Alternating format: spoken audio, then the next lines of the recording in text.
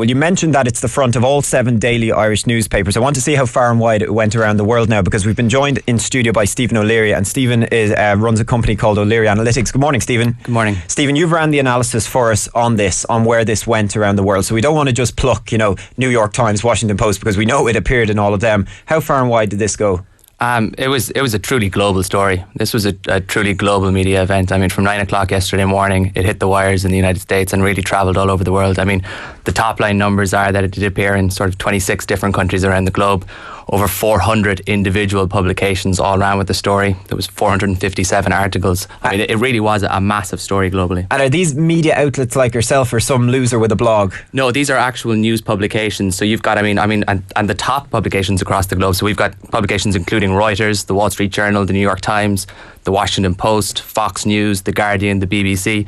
Real top line news publications. And in terms of, you also have statistics on how often Brian Cowen would appear in the media, because he appears in the world media every day, given what he has to do for fiscal policy and all of that. So how up on was it on daily appearances? I mean, absolutely. I mean, as the leader, he would appear. I mean, regularly there would be 50 or 60 articles on a daily basis. But I mean, yesterday marked on a global basis a 692% increase on the average daily amount, which is just unprecedented. And just last night I was reading your analysis, and the most popular headline seems to be Irish Prime Minister denies being drunk or hungover on radio, which doesn't look great when you read that headline, because you think, was he drunk or hungover? And you go into the story. That seems to be how they covered it mostly.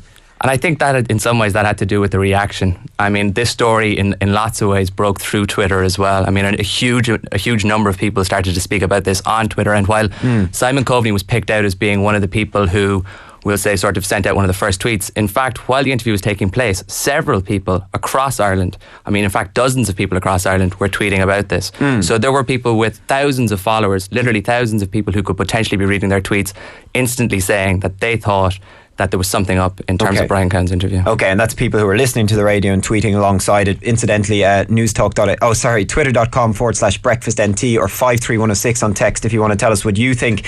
Stephen, what I'm interested in is you made a point to us before coming on air that the spotlight is on Ireland anyway because of how we find ourselves. I mean, we've been in the Financial Times, I think, 3 times in the last week. So that's why when the Irish Prime Minister or the Taoiseach features in some sort of controversy, that could explain why it's gone so far this time. I mean, in some ways, it's, the public profile of Ireland at the moment has never been more important. I mean, on an international scale, it's crucial that we have credibility and that we are taken seriously.